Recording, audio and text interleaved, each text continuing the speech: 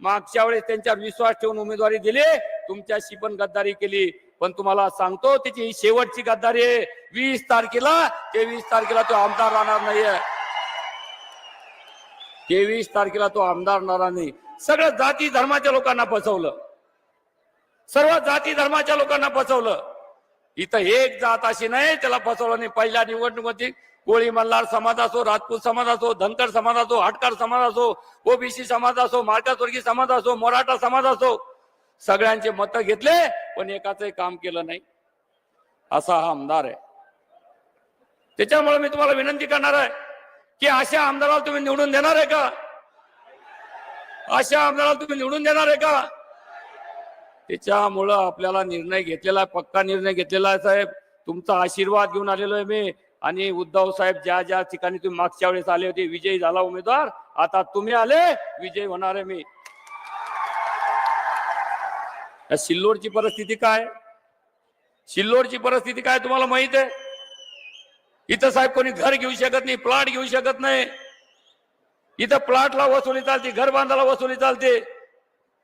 त्याच्यामुळं इथं वसुलीबाज अधिक आमदार आहे.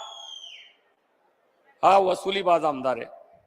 इथं सर्व लोक भयभीत झालेले, व्यापारी भयभीत झालेले, शेतकरी भयभीत झालेले. आणि आता धमक्या मारल्या जातात, व्यापाऱ्यांना धमक्या मारल्या जातात, वेगळ्या वेगळ्या लोकांना धमक्या जातात, व्हिडिओ बनवल्या जातात, डॉक्टरचे व्हिडिओ बनवले जातात आणि अब्दुल सत्तार किती चांगला हे दाखवलं जातं. पण तुम्हाला विनंती करणार, या धमक्याला तुम्ही घाबरू नका. अब्दुल सत्तार 23 तारखेपर्यंतच आमदार आहे. सांगल्या जातं शेतकऱ्यांना तुमच्या विहिरी बंद करू, तुमचे काम बंद करू, तुमचं पोस्टमार्टम करू, अनेक गोष्टी सांगल्या जाते इथं. परंतु तुम्हाला घाबराचं कारण नाहीये.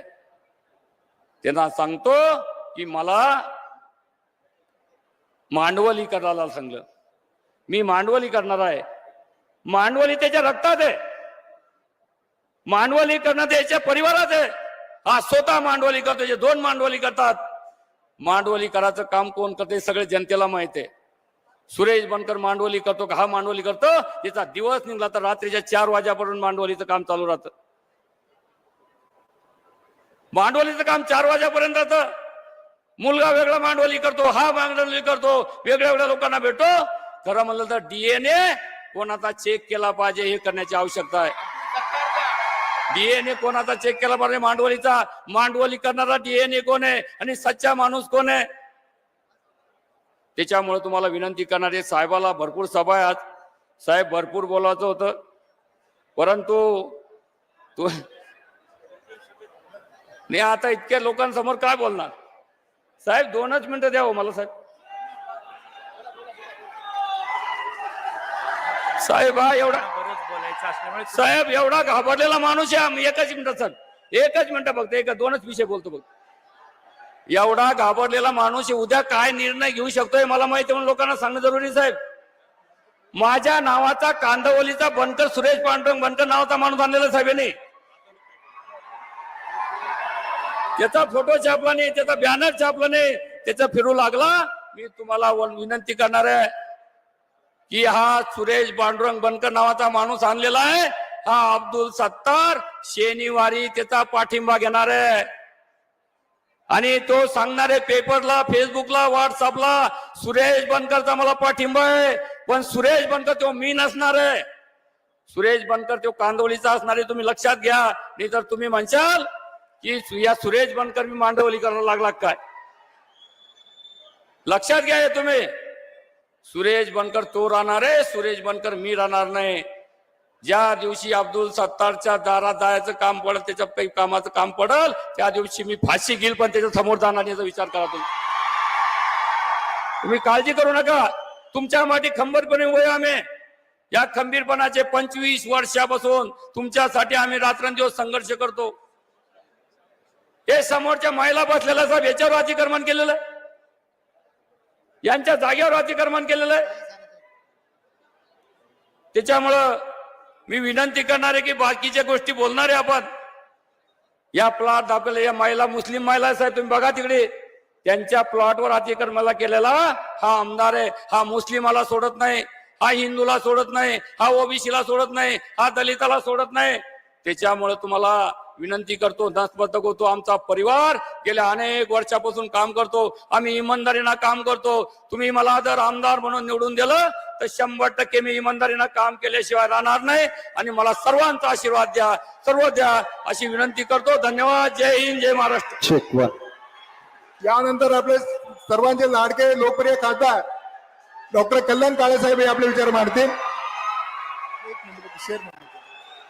साहेब, जो पहाड़ों से टकरता है उसे तूफान कहते हैं, जो पहाड़ों से टकरता है उसे तूफान कहते हैं, और जो तूफानों से टकरता है उसे उद्धव बाळासाहेब ठाकरे कहते हैं. शिवसेना प्रमुख, राज्याचे माजी मुख्यमंत्री आदरणीय उद्धव साहेब ठाकरे, व्यासपीठावरील सर्व मान्यवर, मला आपल्याला 2 मिनिटं बोलायचं आहे. आपल्याला आदरणीय उद्धव साहेबांचं मार्गदर्शन शांततेने ऐकायचं आहे आणि आम्ही सगळेजण आपल्याला विनंती करायला आलो की सुरेश बनकर हे महाविकास आघाडीचे उमेदवार आहे. त्या उमेदवाराला आपल्याला प्रचंड मताने लीड देऊन निवडून आणायचं आहे. ही विनंती करायला मी आपल्या समोर उभा आहे. आणि ज्यांच्या पाठीशी उद्धव साहेब आपण खंबीरपणे उभे राहता तो माणूस 100% निवडून येतो. सुरेश बनकर, तुमच्या राशीला आत्ताशी ठाकरे परिवार आला. तुम्ही इतके दिवस सोबत नव्हते, आता ठाकरे साहेब आपल्या पाठीशी आहे. 100% सुरेश बनकर या वेळेला निवडून येणार म्हणजे येणार. महाविकास आघाडीची येणाऱ्या 20 तारखेला जी उमेदवारी आपण सुरेश बनकरला दिली त्याबद्दल मी आदरणीय उद्धव साहेबांना धन्यवाद देईल. आणि परत एकदा जाता जाता विनंती करतो, काँग्रेस असेल, राष्ट्रवादी असेल, शिवसेना असेल, आमची कॉम्रेडची मंडळी असेल, साहेब इथं बरेच प्रश्न आहे आमच्या शिल्लोडकरांचे. 1 मिनिट घेतो. आमच्या आदिवासी कोळी समाजाचा जातीच्या प्रमाणपत्राचा प्रश्न आहे. हे सरकार जाऊन आपलं सरकार आल्यानंतर त्यांचा प्रश्न मार्गी लावावा. आणि आदरणीय राहुल गांधी साहेब, आदरणीय उद्धव साहेब, आदरणीय शरदचंद्र पवार साहेब यांनी ते कायमचा प्रश्न मिटला, तो म्हणजे जात न्याय जनगणना करा आणि आरक्षणाचा प्रश्न सोडवा. अशा पद्धतीची भूमिका आदरणीय महाविकास आघाडीने मांडली आणि कायमस्वरूपी प्रश्न सोडवला. मी एवढंच बोलतो आणि थांबतो. धन्यवाद. जय हिंद, जय महाराष्ट्र. धन्यवाद साहेब. यानंतर आदरणीय उद्धव ठाकरे साहेब हे आपले या ठिकाणी विचार मांडतील. सर्वांनी साहेबांचं टाळ्यांच्या गजरात स्वागत करायचं आहे. उद्धव ठाकरे साहेबांचा. उद्धव ठाकरे साहेब.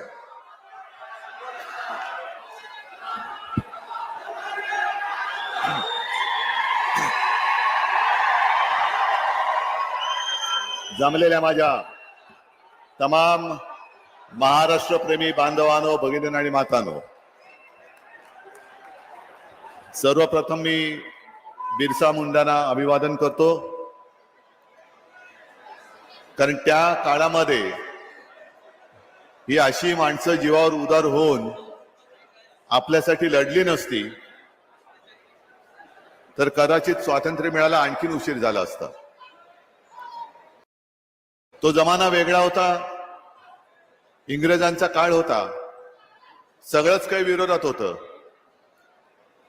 आता सुद्धा मला नाही वाटत काही वेगळी परिस्थिती आहे. सगळ्या यंत्रणा त्यांच्याकडे आहेत. तरी मला आता आल्यानंतर जरा चुकल्यासारखं वाटलं,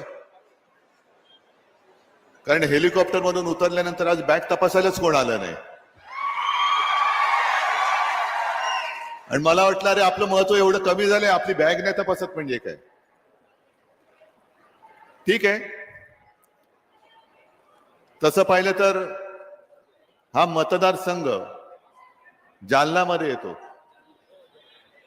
आणि गेल्या वेळी तुम्ही करून दाखवलेला आहात. कल्याणरावांना मी संभाजीनगरच्या सभेत शुभेच्छा दिल्या होत्या, कारण त्यांनी इथे सभा लावली होती, पण वातावरण एवढं काही पटकन बदललं, वादळी वारे सुरू झाले आणि हेलिकॉप्टरच उडू शकलं नाही. तरी देखील तुम्ही कल्याणरावांना प्रचंड मताने निवडून दिलं, त्याच्याबद्दल तुम्हाला सगळ्यांना मी धन्यवाद देतोय. आणि एकदा तुम्ही करून दाखवले, याही वेळेला तुम्ही केल्याशिवाय राहणार नाही ही गर्दी आणि हा तुमचा उत्साह दाखवतोय. कारण अनेक जण गर्दी जमवण्याचा प्रयत्न करतात. काल सुद्धा मुंबईमध्ये गर्दी जमवण्याचा प्रयत्न झाला. खुर्च्यांची गर्दी खूप जमली, पण माणसंच नाही आली. आपल्याकडे सगळी माणसं जीवाभावाची आहेत. आणि माझं आव्हान आहे, इकडे एकही माणसाला कोणालाही भाड्याने आणलेलं नाही. हे मनापासून आले. या सिल्लोड मधली हुकुमशाही, दडपशाही, गुंडागर्दी गाडून टाकायला, जाळून टाकायला आलेली आहे. मला सुरेश बनकर पहिल्यांदा भेटले आणि ते भाजपात होते. मी त्यांना विचारलं काय करणार, तुमची तर तिकडे युती आहे. ते म्हणे साहेब नाही, खरं पाहिलं तर गेल्याच वेळेला आमची पंचायत झाली, आपली युती झाली. ही पंचायत त्यांची नाही तरी माझी झाली होती, पण तुम्ही उमेदवारी दिली, आम्हाला काम करावं लागलं. आता सुदैवाने आम्हाला सुटकेचा मार्ग दिसतोय. म्हटलं निवडून येणार, 100% येणार. पण तेव्हा मला माहिती नव्हतं की आपला इथला आमदार एवढं उत्तम भाषण करतो. म्हणजे हे मी बनकरांना बोलतोय, त्यांचं नाही. बनकरांचं भाषण बघा आणि गद्दाराचं बघा. मला आता रोज जसा वेळ मिळेल तसं मी टीव्ही चॅनल्स आणि पत्रकारांना मुलाखती देतोय. त्यांनी मला 1-2 प्रश्न विचारले की ते मिंदे असं बोलतात, मिंदे तसं. म्हटलं जाऊ दे, त्या मिंद्यांच्या चिंध्या होणार आहेत आता. पण विशेष म्हणजे महिलांवरनं त्यांनी प्रश्न विचारला. मी त्यांना म्हटलं हेच जर का असं असेल तर सिल्लोडमध्ये जो गद्दार आहे, ज्यांनी टीव्ही कॅमेऱ्यासमोर सुप्रियाताईला शिवीगाळी केली, आणि हाच माणूस उमेदवार म्हणून त्याच्या प्रचाराला देशाचे पंतप्रधान काल संभाजीनगरला आले होते, छत्रपती संभाजीनगर, त्यांच्या व्यासपीठावरती होता. मग मोदींना मला विचारायचंय, हेच तुमचं हिंदुत्व आहे का? हीच तुमची संस्कृती आहे का? मग कर्नाटकामध्ये लोकसभेच्या वेळेला त्या प्रज्वल रेवण्णांचा प्रचार केला. प्रज्वल रेवण्णाचे हात बळकट करा. हा प्रज्वल रेवण्णा कोण?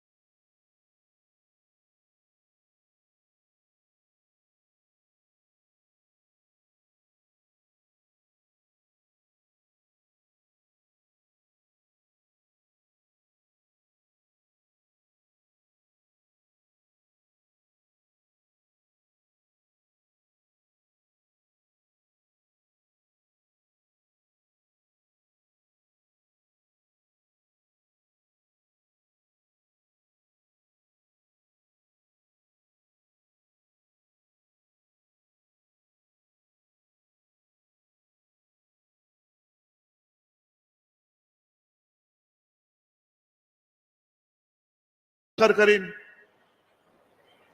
माझं स्वप्न सोडून द्यावं. तुम्ही माझ्या गोरगरिबाची झोप उडवलेत आणि तुम्ही तुमच्या सगळ्या मालमत्ता एकदम भरपूर करून ठेवलेल्या आहेत. हे आता याच्या पुढे होता कामा नये.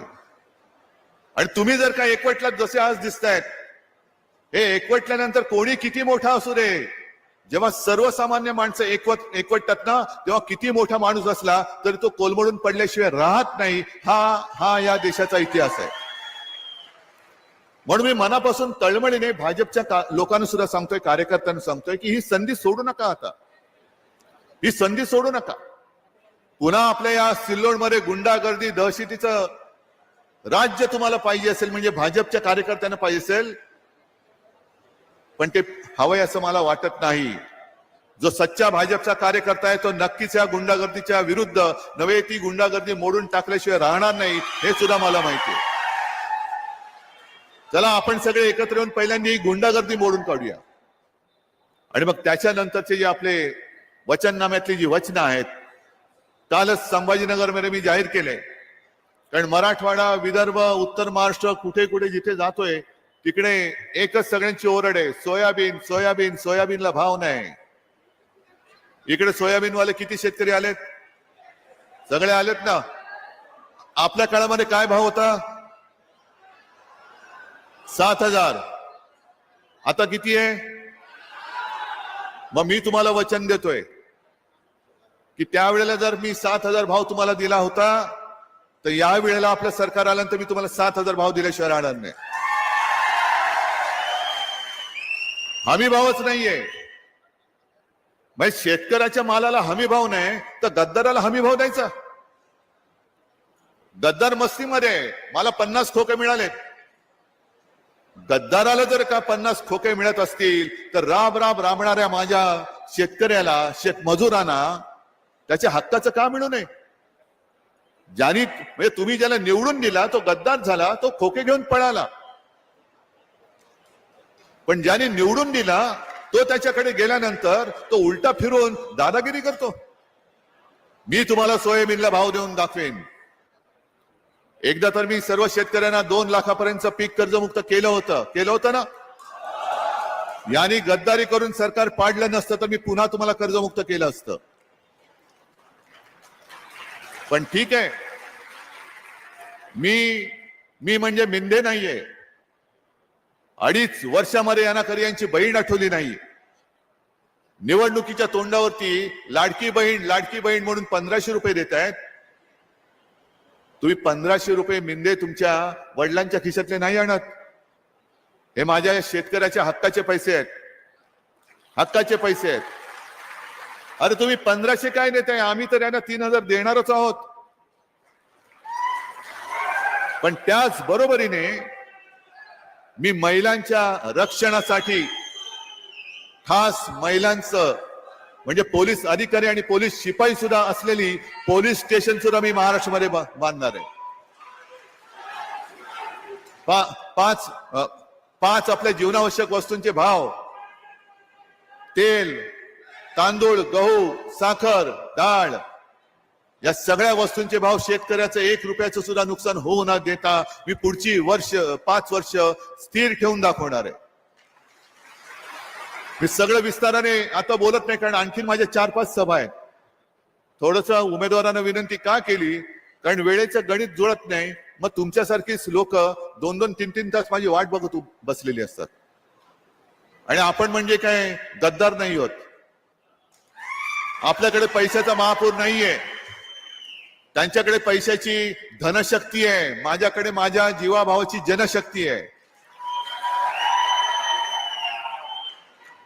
आणि काल जे मी सांगितलं की किती शेतकऱ्यांची मुलं खरोखर शाळेमध्ये शिकतायत मला सांगा. फी भरू शकताय तुम्ही? फी भरू शकताय?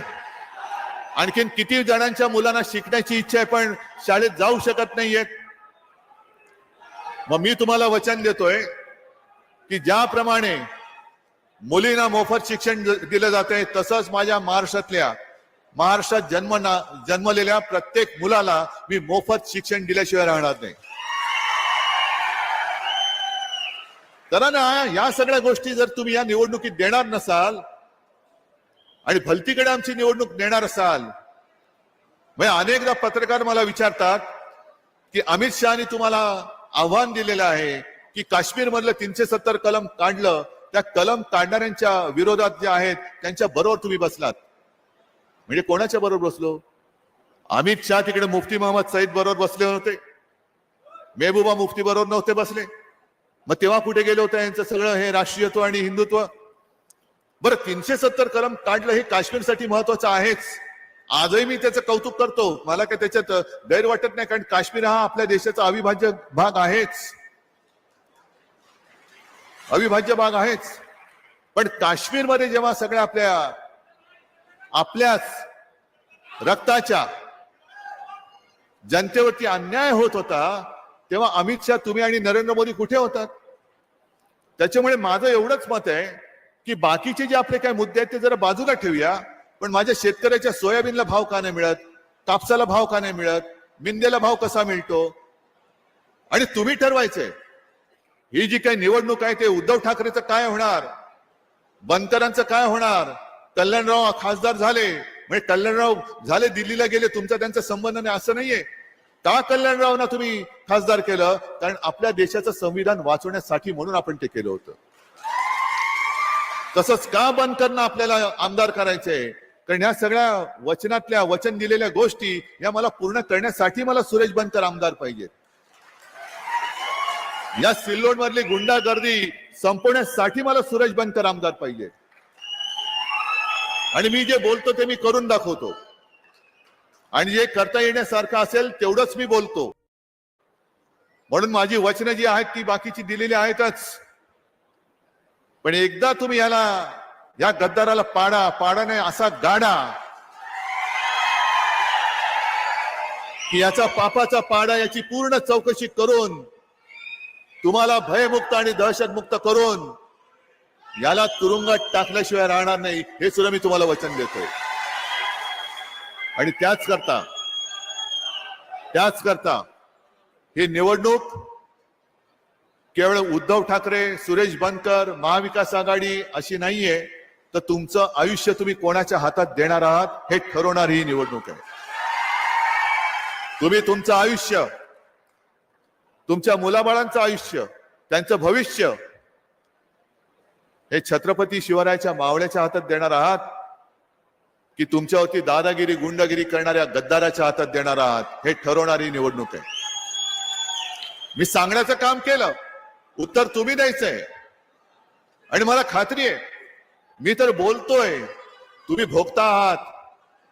आणि हे आतापर्यंतचे जे काही तुमचे अनुभव आहेत, तो अनुभव लक्षात आल्यानंतर तुम्ही काय करणार आहात, कोणाला निवडून देणार आहात?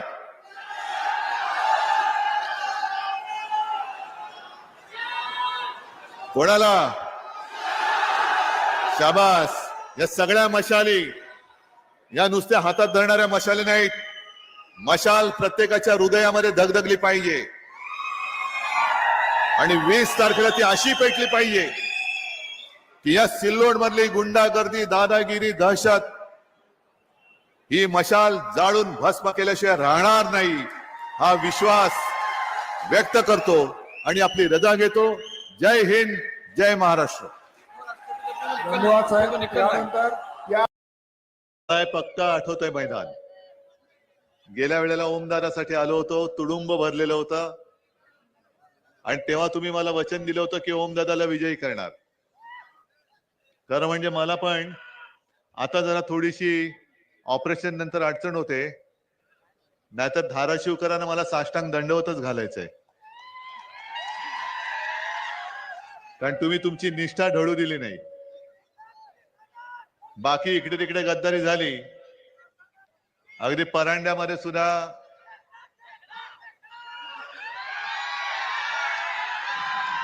आता यावेळेला त्याला करायचा वाकडा. पण मला ओमदादा काय, आपला कैलास काय, अभिमान आहे, अभिमान आहे आणि कौतुक आहे की त्यांनी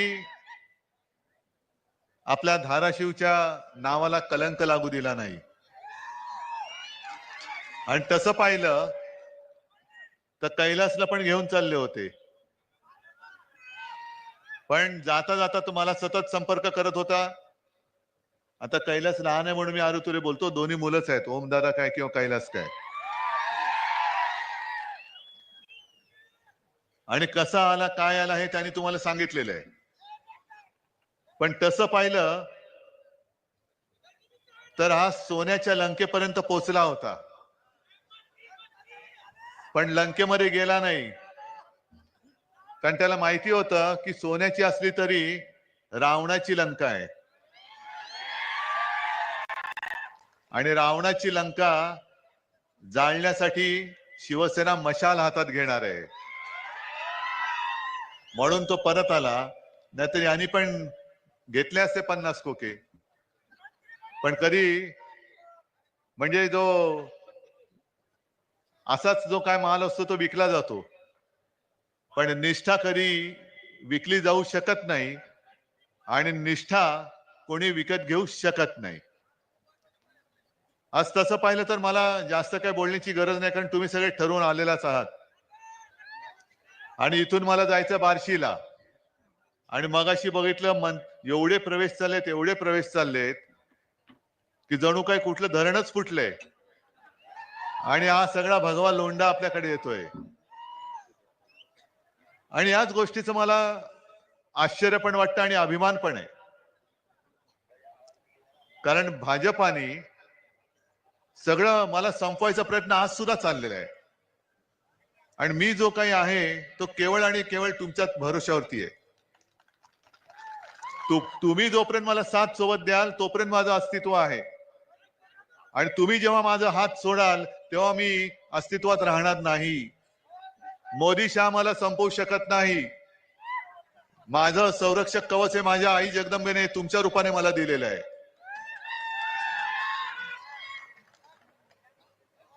आता निवडणुका जवळ आल्यानंतर यांचे दौरे वाढतायत, एक एक थापा सुरू झालेले आहेत.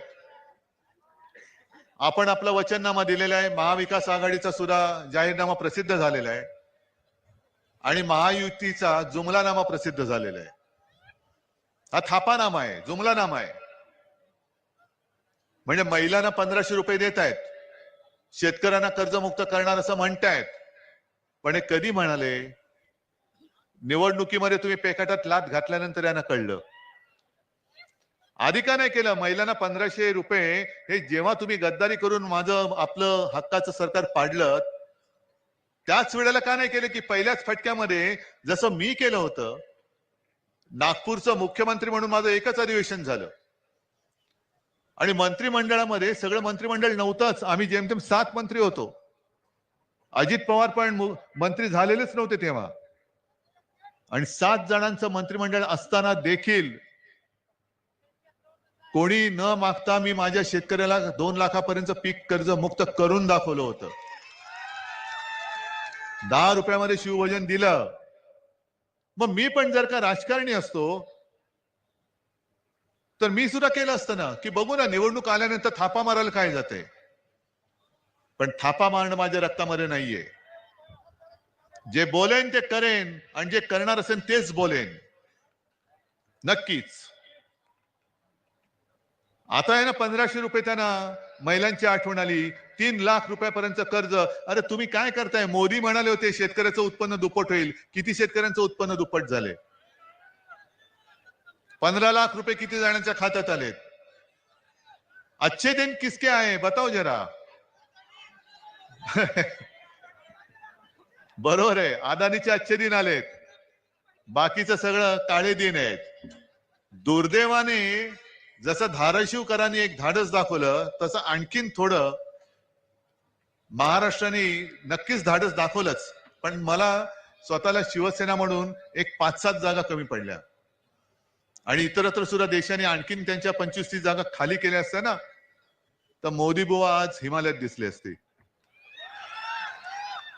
दुर्दैवाने पुन्हा पंतप्रधान झाले. म्हणजे जे आपण आपल्या पहिल्या वर्षी करून दाखवलं होतं, अरे द्यायचंय तर दिलखुलासपणाने द्या, चोरीमारी कशाला करताय? आज सुद्धा मी सगळ्यांना विचारतो, सोयाबीनचे शेतकरी किती आलेत? सोयाबीन पिकवणारे आलेत ना? मग आता तुम्हाला भाव जास्त मिळतोय का आपल्या काळामध्ये जास्त मिळत होता? मिळत होता ना. हमी भाव, हमी भाव, हमी भाव. अरे गद्दारांना 50 खोके देताना लाज नाही वाटत? आणि माझा शेतकरी जो मर मरतो, कष्ट करतो, राब राबतो, सोनं पिकवतो, आणि त्या सोन्याची किंमत तुम्ही मातीमोल करता? मी 2-3 दिवसापूर्वी विदर्भात होतो आणि तिथले उमेदवार राहुल बोंद्रे त्यांनी तर एक विचित्र गोष्ट सांगितली. त्यांनी सांगितले की तिथल्या पालिकेने कचरा उचलायचं टेंडर काढलेलं आहे. आणि टेंडर कसं काढले? कचरा उचलायचं, 1 किलो कचरा उचलला तर 35 रुपये. मग 1 किलो सोयाबीनला किती रुपये आहेत? किती?